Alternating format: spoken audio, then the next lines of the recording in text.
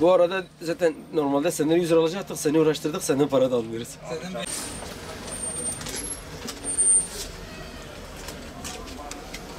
Ben şimdi babamın adına olan numarayı kendi adıma devir için Türk Telekom bayisine gittim ve bunun için benden 1100 lira ücret talep ettiler. Başka bir bayiye gittiğim için telefonum faturalı olduğu için bu ücreti kesinlikle talep etmemeleri gerekiyordu. Ve bunun için yani yetkililere duyuruyorum kendimi. Bunun önüne geçmeleri gerekiyor. Bu parayı boş yere alıyorlar bizden. Hayır, hiçbir fiş de vermiyorlar, fatura da vermiyorlar kesinlikle. Kafadan salma 1100 lira ücret talep ediyorlar. Sebebini sorduğum zaman da prosedürler falan deyip geçiştiriyorlar. Maliyenin yetkililerini kesinlikle bunları denetlemeleri gerekiyor. Bir ceza gerekiyor. Yani boş yere alıyor bu parayı milletten. Tabii ben mesela gidip başka yere sormasaydım mecbur verecektim. Yani kesinlikle maliyenin önce bunları denetlemeleri gerekiyor. Maliyenin GSM firmaları kesinlikle denetim yapması gerekiyor. Çünkü vatandaşın cebinden boş yere para alıyorlar.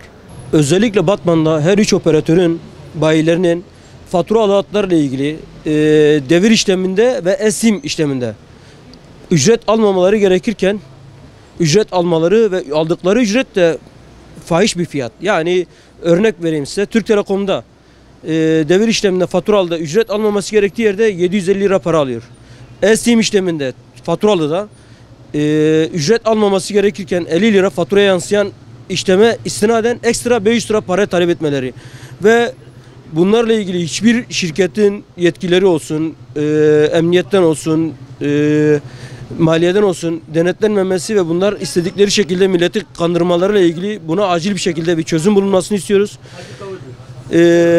Bununla ilgili eğer çözüm bulunmazsa ve bu millete kötü yansımalar olacak. Nasıl kötü yansıma olacak? Bunlar bu şekilde yaptığı zaman diğerleri de buna benzer istedikleri şekilde para alacaklar. Usulsüz bir para, vergi vermedikleri bir para, fiş vermedikleri, kesmedikleri bir para. Bununla ilgili tekrar diyorum yetkilileri bu konularla ilgili müşteri mağdur edilmemesiyle ilgili konuya el atmalarını istiyorum. Bu parayı zaten vergiler fatura yansıdığı için GSM şirketleri hiçbir şekilde para talep etmiyor. Faturalarda devir işleminde atıyorum 5 dakikalık bir zaman var, bir meşguliyet var, uğraş var. Bu 5 dakikalık uğraşta yani 100 lira ister, 150 lira ister, o da yani istememesi gereken paradır. Tutup 750 lira, 1000 lira, 1100 lira, 1500 lira para istemeleri kesinlikle millet de bilmiyor, farkında değil.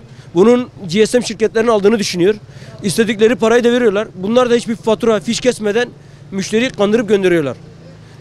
eSIM olayında da, eSIM'de de zaten resmi olarak Türk Telekom için diyorum, faturaya 50 TL yansıyor. Müşteriden 1 kuruş para almamaları gerekirken müşteriden 500 lira talep ediyorlar. Müşteriye de bunu şirketin talep ettiğini söylüyorlar. Halbuki öyle bir şey yok. Ben bayiyim. İsmim Hamza İnal. İnal iletişim sahibiyim. Kesinlikle böyle bir şey yok. Bu tür sorunlarla karşılaştığınız zaman ya emniyeti arayın ya da vergi dairesini arayın, şikayet edin bunları.